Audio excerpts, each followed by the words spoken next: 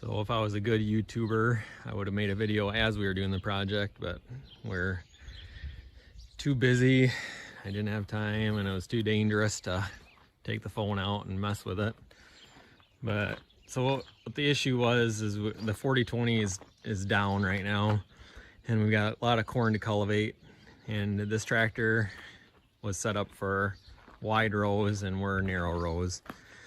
So we had to narrow it up, and it's probably been wide since it was built, I would guess. So we spent like probably 6 hours yesterday on it trying to get the front end narrowed up, and we finally were able to.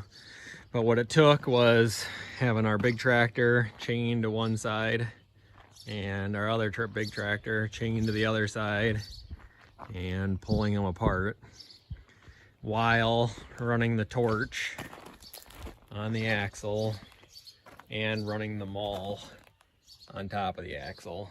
So it really came apart hard, but we were able to get it apart. And of course, once we got it apart, we cleaned it up real good and we greased everything and put anti-seize on everything so that hopefully someday if we ever need to take it back, pull it back out, it'll come out a little bit easier. So we were able to get both sides out, and in order to, you have to take this side out, these 3 bolts, and you also have to do the tie rods, so they also had to be heated and pulled on with the tractor in order to get them loose. So we anti-seized all that so that it goes back together and comes back apart someday if we need it to. And you can see we had to heat this side and do the same thing with it. So, but it's all anti-seize, so hopefully we can do it.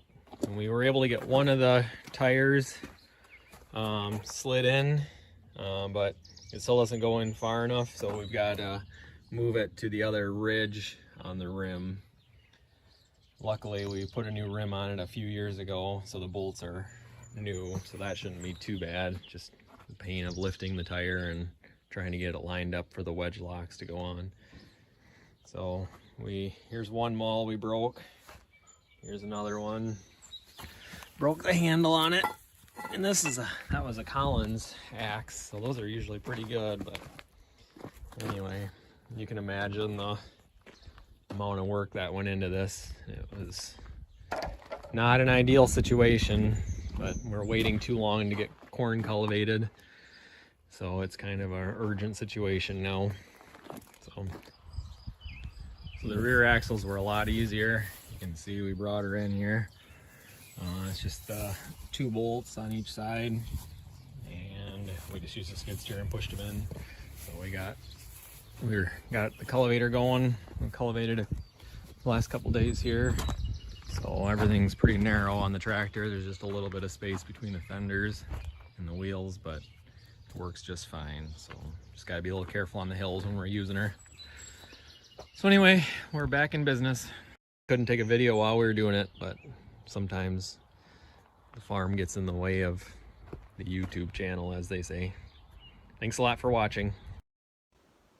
If you enjoyed this video, please hit that like button below.